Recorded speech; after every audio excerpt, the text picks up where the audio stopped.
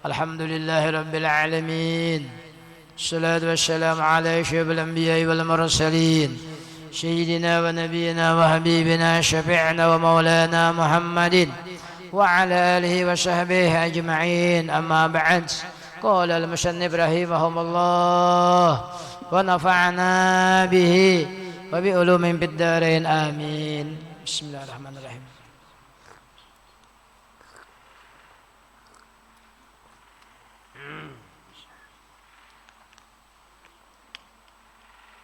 Bismillahirrahmanirrahim. Bab yang ke-8 pada menyatakan membesarkan diri. Ketahui olehmu bahwasanya membesarkan diri itu bahwa melihat ia akan dirinya lebih daripada orang lain pada sifat kesempurnaan. Nah, ini perhatikan. Bila kita melihat diri kita terlebih pada orang lain, itu namanya kita membesarkan diri.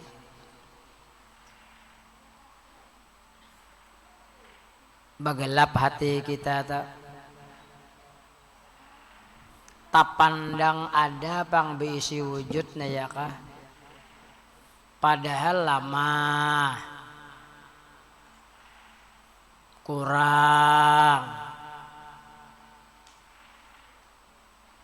Mestinya bila sudah kita belajar paham, diberi oleh Allah taufik, kita melihat diri kita tuh kurang, melihat orang lain lebih daripada diri kita, itu nang bujur.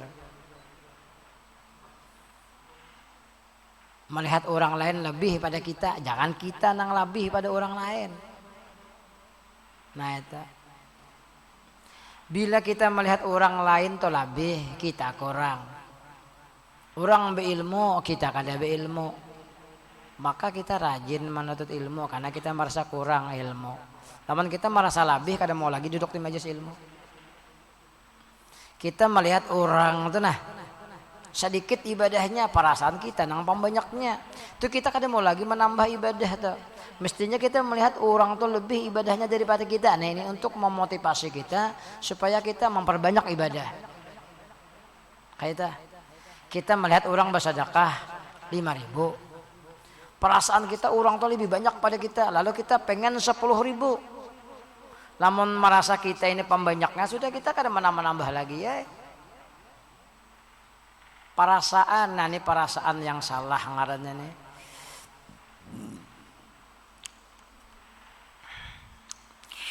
Dan melihat ia akan orang yang lain itu lebih hina daripadanya. Nah, orang hina, orang itu miskin, kita nang lebih. Nah, ini salah.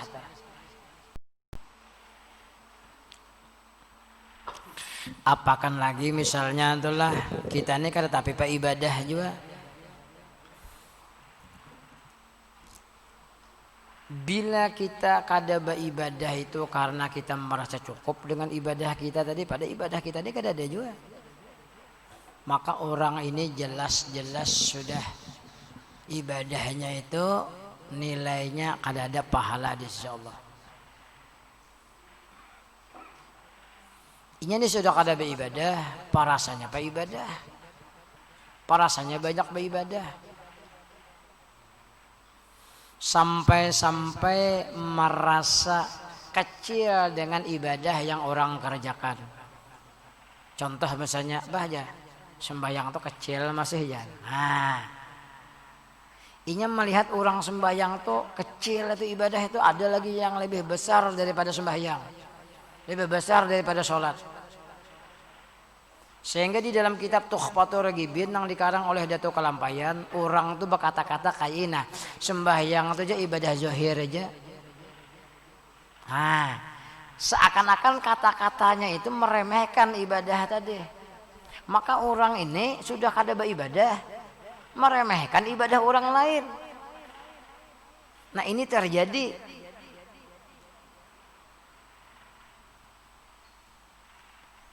Kulit aja nang itu aja, padakannya kulit aja orang sembayangan ini padakannya bebuhan kulit aja. Bebuhan kami hebat jar. Kan memandang dirinya lebih sempurna ya kalau. Pada ibadahnya kadada. Ibadahnya kadada. Sembahyang kada orangnya. Ujarinya lebih hebat ingat daripada sembahyang. Jadinya melihat orang sembahyang tuh tuh ya, kecil aja jadinya itu. Nah ini bahaya, ini ilmu yang seperti ini. Akhirnya apabila inya meremehkan, apalagi sampai sengaja meninggalkan syariat Nabi, seperti sholat itu syariat Nabi nih, maka orang ini dihukumkan murtad. Karena perintah sholatnya hukumnya wajib, Al-Quran dalilnya. Lalu sholat itu diremehkannya, dianggapnya biasa aja, bahkan itu bubuhan nang kulit aja ya. Hebat kami. Padahal kan ibadah kada sembahyang kada. Rukun 13 kada tahu, rukun sembahyang kada tahunya kada sembahyang. Ini sudah tak kaji ilmu nang di atas angin. Wah ilmunya di atas angin nih. Ini sembahyang ada. Lalu kata-katanya tadi menghinakan pulang dengan orang nang beribadah tadi, kata-katanya itu menghinakan. Maka ujar Datuk Kalampayan ini salah satu etikat nang menyesatakan. Bahkan bisa menyebabkan orangnya ini murtad. Murtad itu maksudnya keluar daripada agama Islam. Mesti bersahadat tuh. Pasti bersahadatnya kada kawannya kada bersahadat. Nah ini terjadi di mana-mana orang pengajian yang seperti ini. Nah ini. Jadi hati-hati bujur untuk kita tuh belajar tuh nah. Jangan sampai meremehkan ibadah. Pada ibadah ini gaya Nabi. Sholat tuh gaya Nabi. Nabi sampai meninggal dunia karena pernah meninggal sembahyang ya kalau. Lalu ada kelompok di akhir-akhir nih nang meninggalkan sembahyang, merasa hebatnya daripada Nabi. Bahkan kata-katanya tadi mempengaruhi orang-orang yang biasa sembahyang, akhirnya orang itu kan sembahyang lagi. Ada nang sampai di dalam kitab tuh tulisannya orang sembahyang tuh aja namun kada kenal lawan Allah Taala, sembahyang atau kada kenal lawan Allah Taala, orang tuh aja sembahyang tuh mau luas lubang burit aja. Itu mainnya kan syariat Nabi itu. Orang sembahyang itu nak katakan lawan Allah Taala mulai sebelum buruk aja. Kada ada syaratnya orang sembahyang itu mengenal Allah Taala, syaratnya itu mengenal waktu, tata cara berwudu, rukun-rukunnya. Masalah diterima kada diterima itu urusan Allah kan. Nah makanya kita belajar tauhid. Tauhid itu maksudnya kita ketika beribadah karenanya Allah minta, jangan karena makhluk. Itu tauhid itu isinya. Bukan meninggalkan ibadah setelah belajar tauhid. Apalagi sampai terkeluar kata-kata meremehkan orang nang beribadah. Wah bebuhan kulit aja tuh yang sembahyangan tuh unda kada sembahyang lagi, undanya hebat sudah nampak. Ya Allah, sudah kada sembahyang. Jadi kata-katanya tuh meninggalkan syariat sudah, menghinakan orang nang sembahyang. Nyai kita ibadah ini banyak sampai waktu kerjakan. Diterima kada terima, pahala kada pahala Allah Taala urusannya. Kita disuruh menuntut ilmunya kayak apa supaya ilmunya sesuai dengan ibadahnya tadi. Nah minta. Jadi banyak kita beribadah ada ilmunya minta nah. Jangan menghinakan ibadah, ibadahnya gaya Nabi. Nah ini yang terjadi banyak kita perhatikan. Jadi orang koler ke masjidan, ke mushola, ke langgar tuh koler bian. Banyak sudah tak haji umpat dengan ini. Malas ternyata. Nya merasainya mas lebih sempurna, ibadahnya lebih bagus ibadahnya. Padahal ditakuni rukun wudu kada tahu. Rukun mandi kada tahu. Rukun sembahyang nambahnya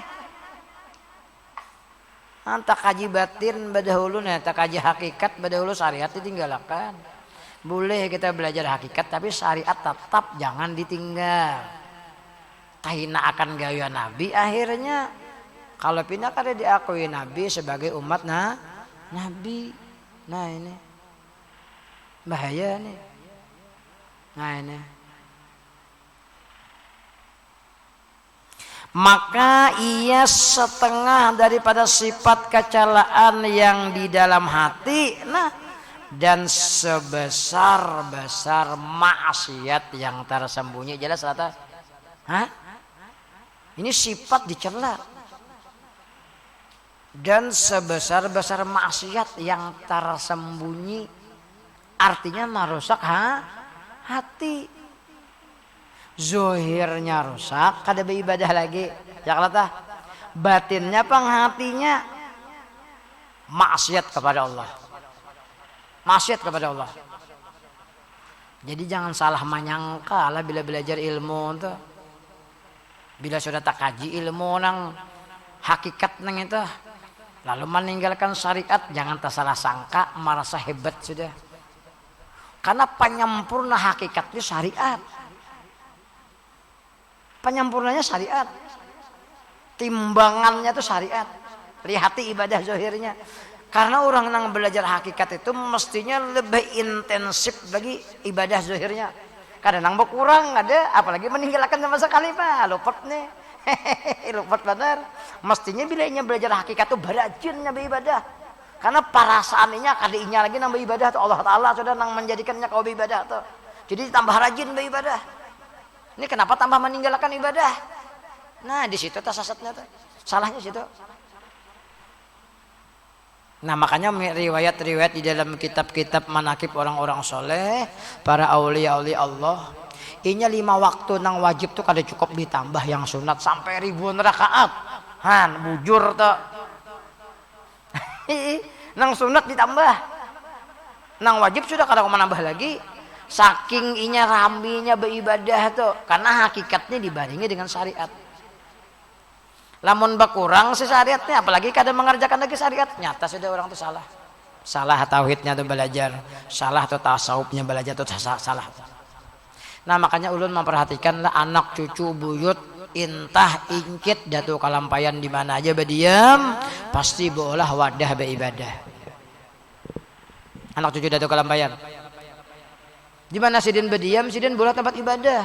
Sidin mengajak orang di sekitar untuk beribadah, jangan meninggalkan syariat Nabi Muhammad nih. Pasti sudah. Adapun di atas pada datu kalampayan itu kada ada meninggalkan tempat ibadah. Karena mereka itu asyik dengan dirinya sendiri. Mereka ini mereka yang mempelajari paham wahdatul wujud bahari itu. Setelah Datuk Kalampayan ini bulik dari Makkah Madinah, Datuk Kalampayan mengajarkan wahdatus syuhud kada sama. Lalu Datuk Kalampayan bolah tempat ibadah, anak cucu sidin kemana-mana bolah tempat ibadah, sampai ke mati kada meninggal ibadah nih. Kemudian mengajak orang pulang untuk bersama-sama beribadah. Itulah yang dicontohkan oleh Sayyidul Wujud Nabi kita, Nabi besar Muhammadin sallallahu. Nabi kita coba kemana? Nabi bolah masjid, kas itu bolah masjid Nabi. Kadang nang ampihan sembahyang tamat. Udah sudah sempurna aja. Oi. Harap pada Nabi ngarannya. Nah ingati kemana kita berdiam, bilanya ada kesempatan kita minta.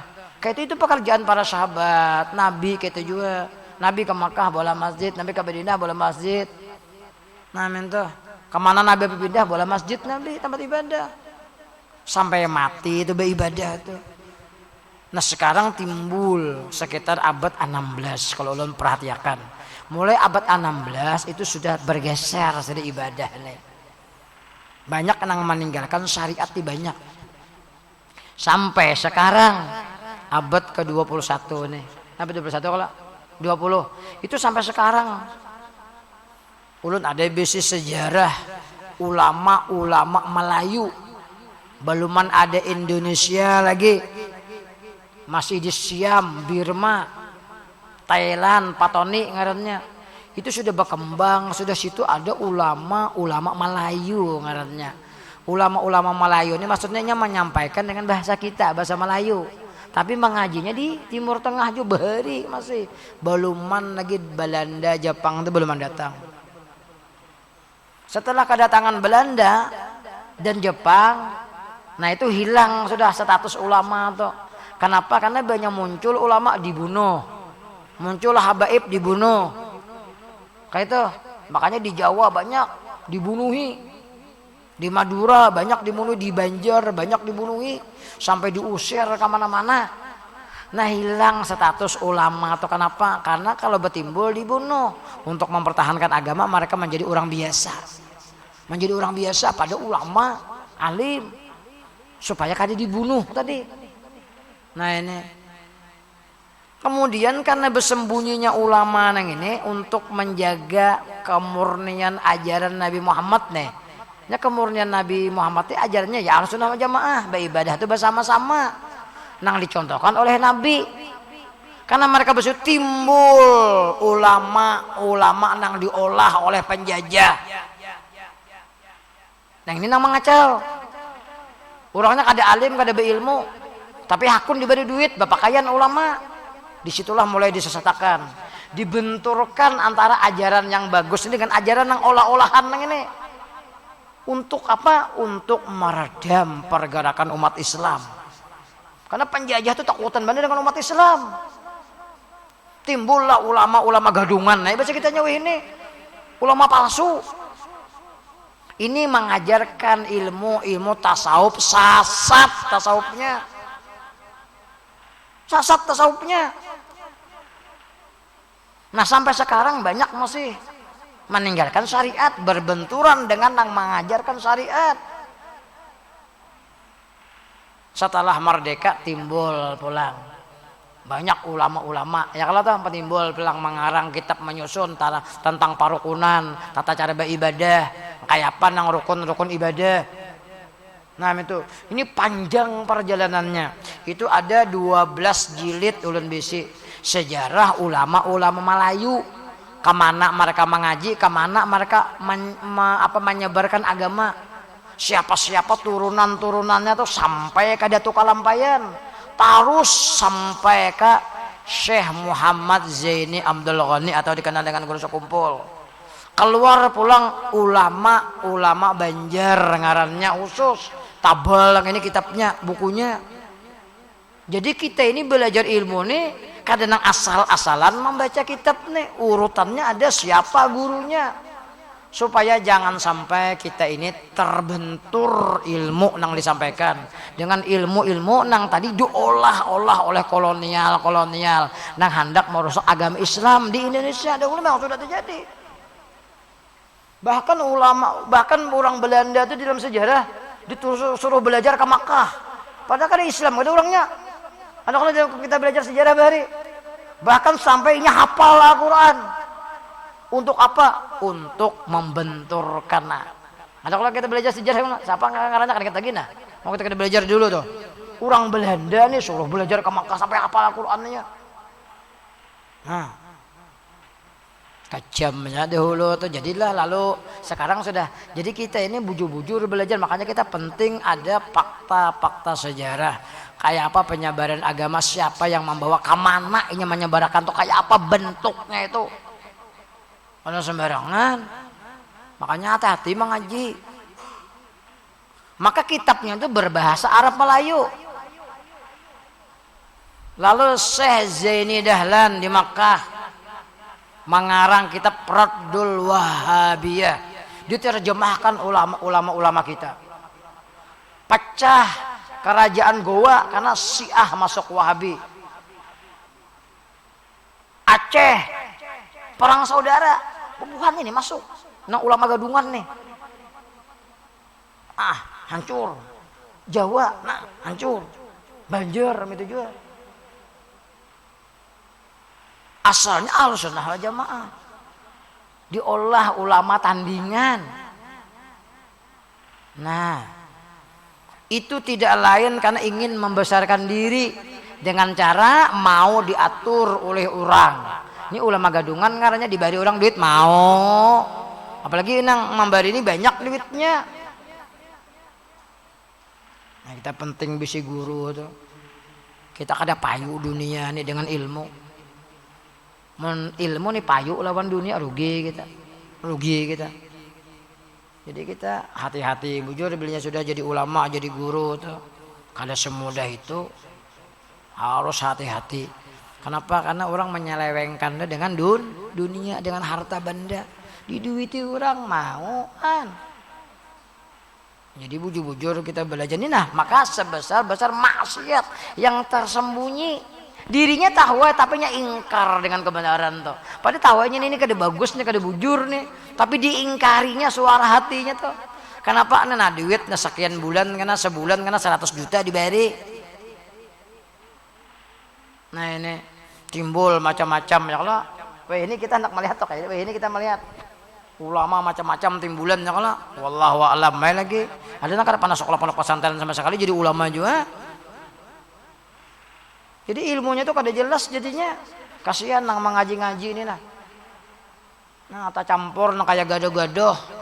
Ilmu tuh malah kayak jadi gado-gado tuh nah. Macam-macam campurannya. Allah. Nah, akhir zaman sudah kayak itu. Telah berfirman Allah, Fabisa mathwal mutakabbirin. Az-Zumar 72. Artinya maka sejahat jahat oleh tempat ketatapan sekalian yang membesarkan diri, yaitu api neraka jahanam.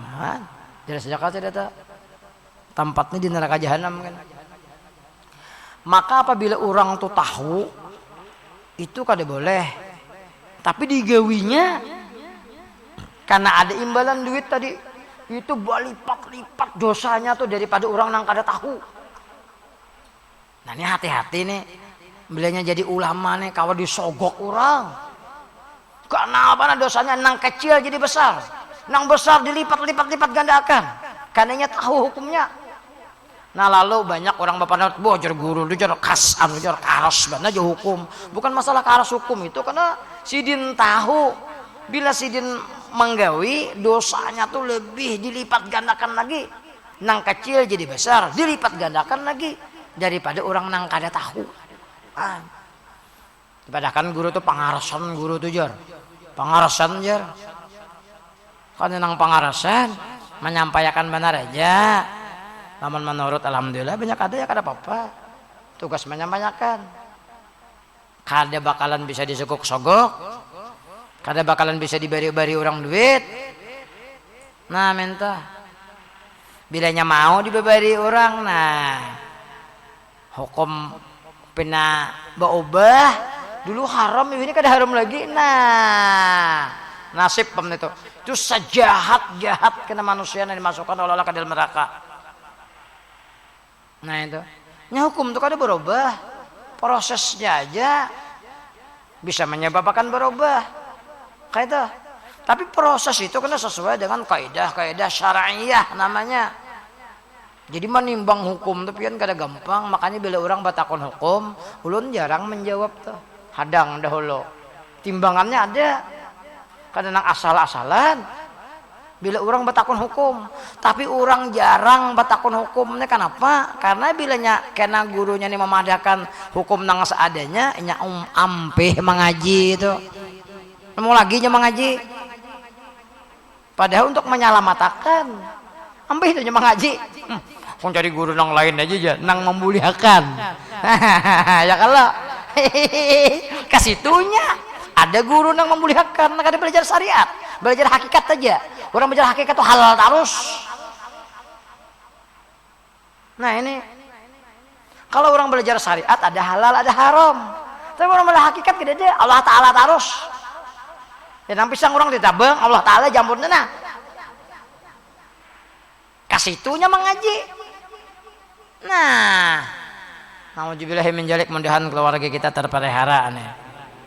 Benteng kita ini syariat. Nah ini kasihan benar tuh lamun tak kaji umpat nang kayak itu nah.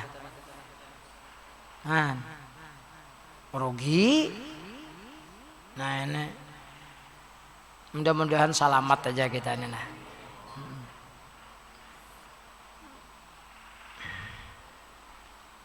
Dan sabda Rasul, al-kibriya'u ridai wal azamatu izari paman naza'ani wahidan minhuma alqaituhu fi jahannama wala ubali.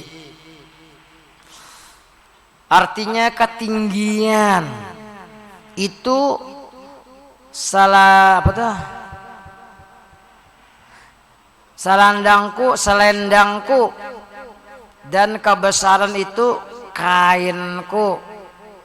Maka barang siapa mencabut dan merebut ia akan aku, akan satu daripadanya niscaya aku campakkan dia ke dalam api neraka jahanam, dan tiada aku peduli. Ini hadis Nabi.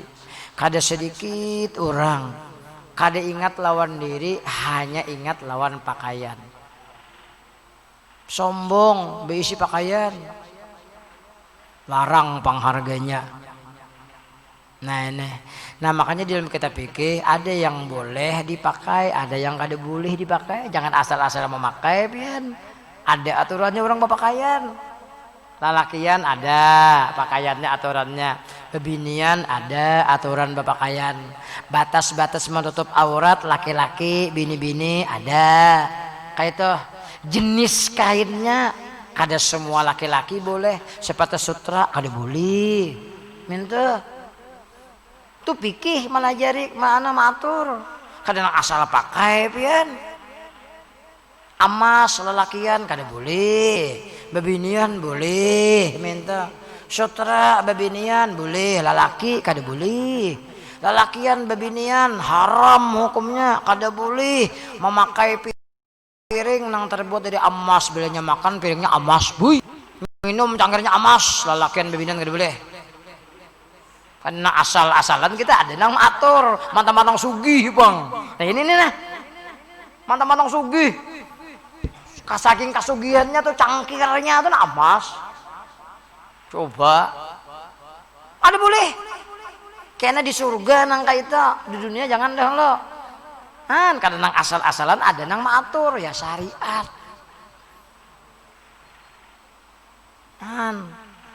Bila anak bakal kawinan ada aturannya, ada walinya,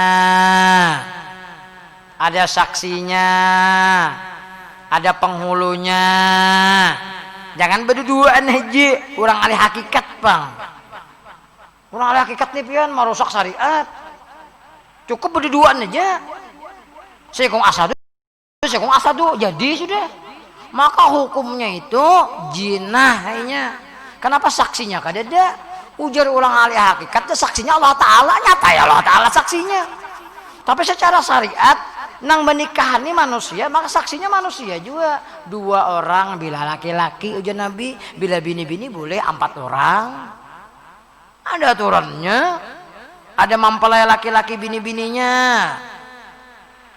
ada walinya si bini-binian nih, mana abahnya, abahnya mati, mana ada yang sanak paman-pamannya, ke atas, ke bawah, ke kanan, ke kiri dicari. Kadang asal-asal pernikahannya pernikahan orang berhakikat. Ya Allah ya, kadang bersaksi-saksian sah lah dah, ada sah. Nah kejadian tak salah mengaji itu ya kah? Nah ini hati-hati kita mengaji itu. Makan campak akan lempar aja Nabi ke dalam api neraka. Nah ini jadi syariat itu buju-buju bila anak kawin belajar dari rukun marukunnya kayak apa, karena ijab kabulnya nang kayak apa, bebiniannya, jenis bebiniannya. Jangan asal-asalan. Bolehkah guru? Ulunnya orang Banjar kalau orang Bugis boleh. Tapi jenisnya bebinian, lawan lelakian, jangan lelakian sama lelakian. Habis halu, bantup halu. Maka ini ada sudah anak melegalkan tuh. Lelakian lawan lelakian, apa rasanya? Mesti jenisnya berbeda, belajar dulu. Nah hati-hati tuh, malihati dulu babiniannya syariat membolehkan. Hati telapak tangannya boleh, melihat muanya boleh. Kalau pina lalakian, kejadian ngelak. Orangnya kayak babinian, sekanya lalakian.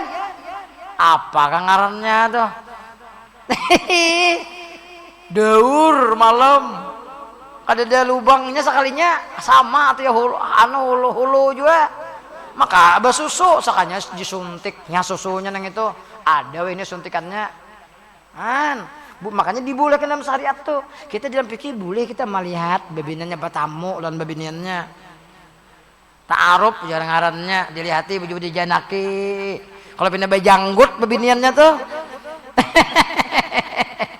habis ya kalau bajanggut babinannya bakumis nah itu syariat matur supaya selamat kita biar tinggi ilmu hakikat tapi syariat kada bujur apa soal nikahnya ada laki-laki sama laki-laki sama jenis soalnya berbeda jenis agamanya pulang mesti sama kada boleh berbeda agama Al-Quran menyebutkan tanya ibu bujur apa agama ikam mun berbeda suruh dulu masuk ke agama kitanya kayak itu aturannya kada nang asal-asalan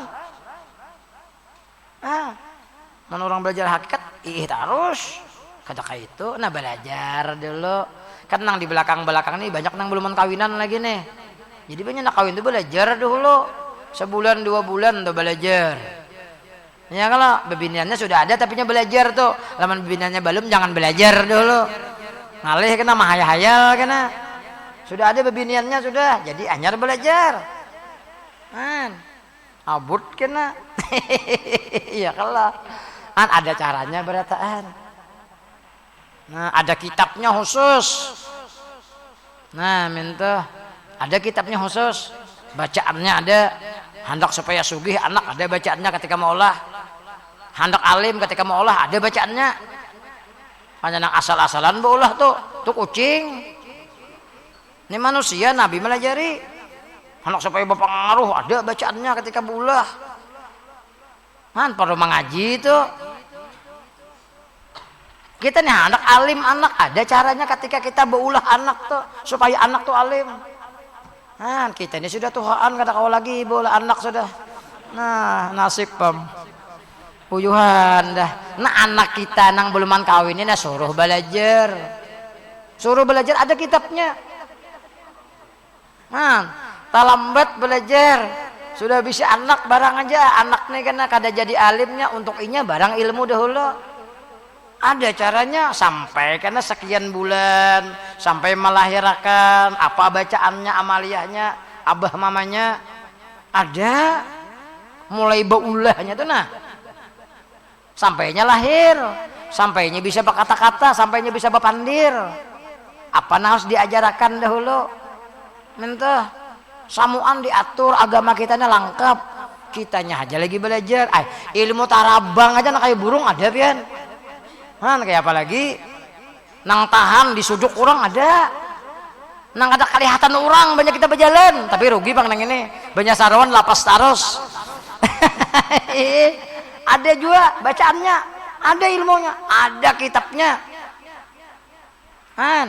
banyak ditembak orang mantul ada tapi lagi apa juga kita ya kalau tuh cuman ada ilmunya tuh ada kitabnya tuh barataan ada berataan nang ahlus sunnah wal jamaah nang kada meninggalkan sembahyangnya ada juga orang belajar cuma syaratnya kada boleh sembahyang itu jangan diumpati nih itu syaratnya banyak belajar kada boleh sembahyang batu salah nang itu jangan diumpati itu ilmu bubuhan hitam nang itu ini kita beja nah jadi belajar ada ilmunya barataan tuh nah kada sampai sepanan belajar tuh mensupan nah kada dapat ilmu kita ya kalau jadi kita ini tuh belajar tuh macam-macam ilmu karena kita melihat riwayat Datuk Kalampayan selama di Makkah 30 tahun 30 macam ilmu nang sidin kuasai artinya sidin tuh apa ada ilmu tuh dituntut dipelajari jadi nyaman berkisah ke Madinah pulang 5 tahun pulang macam-macam ilmu pulang dituntut sidin Datuk Kalampayan dan ulun melihat catatan-catatan Datuk Kalampayan tuh macam-macam ilmu pian maju ilmu nah apa nang ini ilmu melatih mata orang tahu melatih hidung orang tahu kalau usaha gin dulu berdiam kita nak mengetahui sifat orang tuh kalau usaha kita berdiam di rumah orang tuh kita melatih muhanya gin tahu dah makanya apa orang tuh perilakunya tahu dah kita sampai ke situ ilmu dia tuh Kalampayan sudah nang menghitung ngaran itu si A si B kawa kada bagus kada ini disatuakan kada baik pada cocok ganti ngarannya kan ada berataan ilmunya lengkap dia tuh kalampayan tuh kan hendak mengetahui tanah bagus atau keadaannya tahu sih Din ada ilmunya lengkap si Din ini ahli segala-galanya ada catatannya kan si Din berarti mengaji ya kalau nah itu inilah kita kumpulkan ilmu-ilmu ini kita kumpulkan supaya apa ya supaya nang mau belajar kita pelajari nang kada ya kada apa-apa kita tulis untuk meninggali siapakah warisnya kita kada tahu juga cuma kita tulis saja hari-hari itu ilmu-ilmu nang kakak itu tuh mungkin pada satu masa karena akan tak pakai tuh bahari tak pakai ini kada tak pakai mungkin bisa tak pakai lagi karena kita melihat keadaan tapi ilmu tuh ada dan ilmu itu memang dipelajari oleh Datuk Kalampayan dibawa ke negeri kita nih diajarkan kepada anak cucu Sidin cakap tidak kata kau menyebarkan agama Islam sampai ke Tenggarong situ Abu Tolha lawas sudah mati belum sampai ke Tenggarong tuh mati deh Mas Sidin bisi ilmu apa ngarannya ilmu pahlawan bahasa kitanya diajari ada kitabnya semua lengkap untuk menyebarkan agama Islam nih kita ini nyaman deh alhamdulillah kada dina mengganggu lagi siapa nang mengganggu kita pakajian kita dina mengganggu lagi palingan ada mengganggu 2-3 ikung aja orangnya bari pian mun cagar bisa hilang paler aja bisa hilang haratnya ilmu orang bari itu mun kurang-kurang ilmu ya kalau ini kan ada lagi palingan orang-orang itu ini ada tapi anu juga masih nyaman tuh ini lah jadi ilmu-ilmu tuh ada tuh dipelajari mesti kita belajar jangan asal kita belajar jangan dan bermula kibria itu meninggi atas yang lain dengan bahwa melihat ia bagi dirinya kemuliaan atas orang yang lain dan azamah itu keadaan sesuatu pada dirinya mulia lagi sempurna lagi terkaya nah ini merasa kaya merasa nah jadilah ada orang dianugerahi oleh Allah pian lah inya pian berusaha tuh mudah benar kaya alakas kaya ya kan ada yang seperti itu ada seperti itu ada orang tuh melalui puluhan tahun dia lebih usaha hanyarnya kaya kayak itu orang mantap ilmu ada yang setumat aja yang itu langsung alimnya ada yang memulai memerlukan puluhan tahun hanyarnya alim kayak itu kedua-duanya ini Allah nang maaturnya minta Allah nang maaturnya itu Allah gitu ada orang yang beberapa tahun aja langsung kaya ya kalau lah jangan lupa kekayaan itu anugerah dari Allah bisa orang tertipu dengan kekayaan tuh digunakannya untuk bermaksiat kepada Allah na'udzubillah min dzalik nah ini mesti bertaubat kepada Allah karena kekayaan itu bisa diambil oleh Allah karena cepat-cepat bertaubat supaya jangan diambil oleh Allah nah minta jangan digunakan untuk bermaksiat kepada Allah si kekayaan kita nih insya Allah karena kekayaan itu kan akan berberkah sekalipun kada sebesar ketika kita bermaksiat kepada Allah kita bermaksiat kepada Allah penghasilan kita bertambah luar biasa sekali kita bertaubat beribadah berkurang tapi jangan kita menghitung kurangnya kita hitung keberkahannya kita sekarang dalam keadaan seperti ini kita dalam ibadah kepada Allah dulu kita seperti itu tapi kita kalau ibadah kepada Allah cakanya kita mati gitu mati membawa dosa na'udzubillah min dzalik mati membawa dosa kita sekarang kita cukup lebih sedikit tapi kita di dalam ibadah kepada Allah berarti harta kita barokah daripada nang dulu banyak tapi kada barokah buktinya dahulu kada digunakan untuk beribadah kepada Allah nah berarti alhamdulillah paham lah saudara supaya ini buju-buju dipahami nah ini berkurang kena hasil gitu. Tapi bila kita sabar kena lebih daripada nangkanya kita waktu bermaksiat kepada Allah tuh. Kenapa? Karena ketika kita menyumbangkan harta yang dianugerahkan oleh Allah untuk agama Allah, jadi Allah orang itu aku karena nang menjamin urusan rezekinya dan aku karena nang maaturnya dan aku ya Allah karena nang akan memberikan lebih daripada yang biasa. Cuma kita memerlukan kesabaran dahulu. Nah minta sabar dahulu. 1 tahun 2 tahun sabar 2 3 tahun, yang penting kita cukup untuk makan, ibadah jangan ditinggalkan. Nya ada orang ketika beribadah berkurang rezekinya, lalunya babulik kada beribadah lagi, basugih, tapi sugihnya kada membawa keberkahan, matinya mati dalam maksiat kepada Allah. Ada yang seperti itu. Wah jar, lagi aku sembahyang aja bos, susah aku jar waktu sembahyang jar, babulik kada sembahyang aja basugih, lalu kada bersembahyangan lagi nya.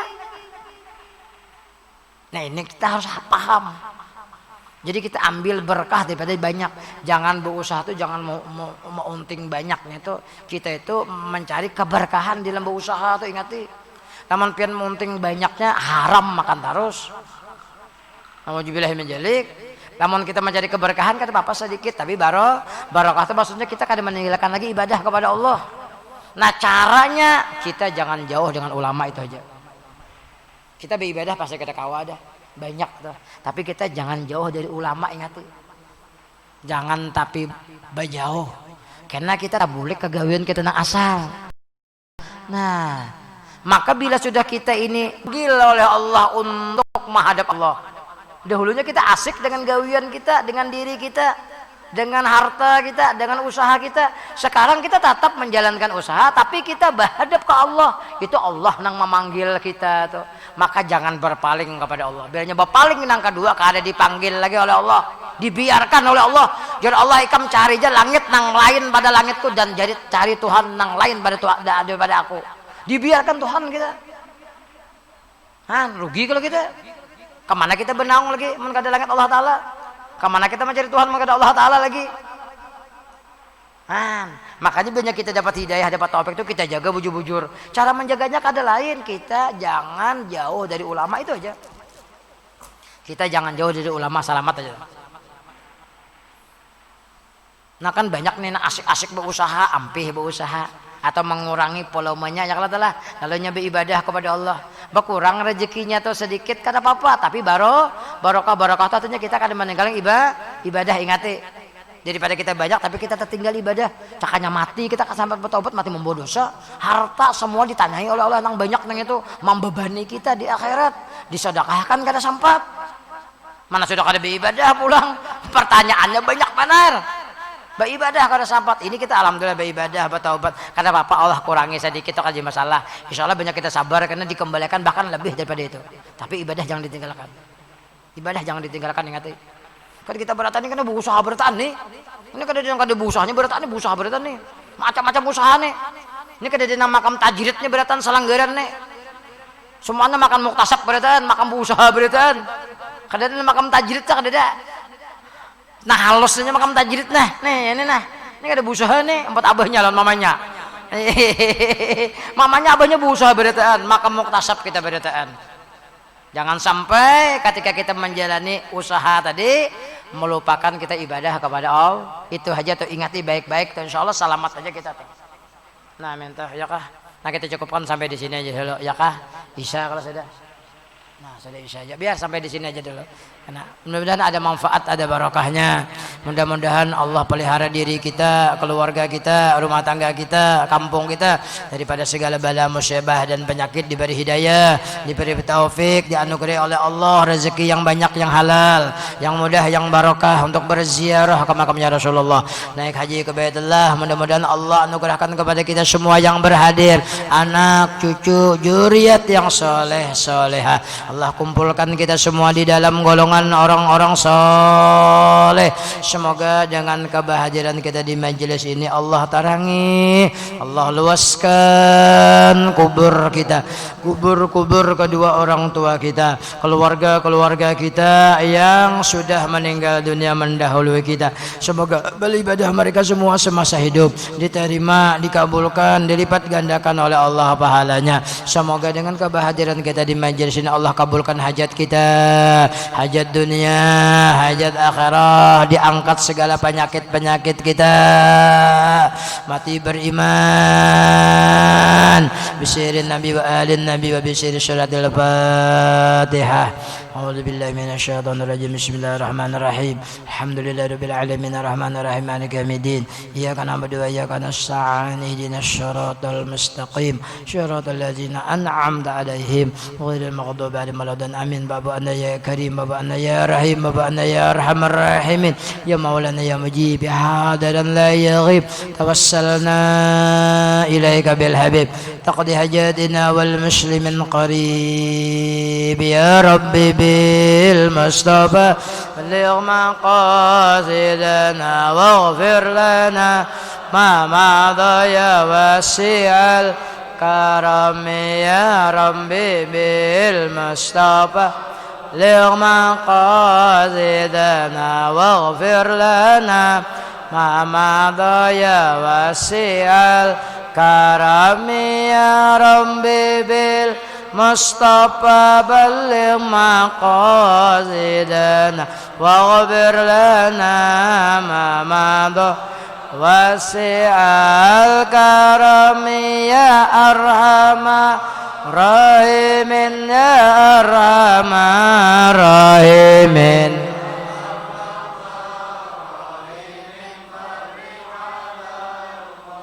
صلى الله على سيدنا محمد النبي وعلى آله وصحبه الحمد لله رب العالمين تقبل الله منكم منا منكم تقبل يا كريم الحمد لله والشكر لله أجل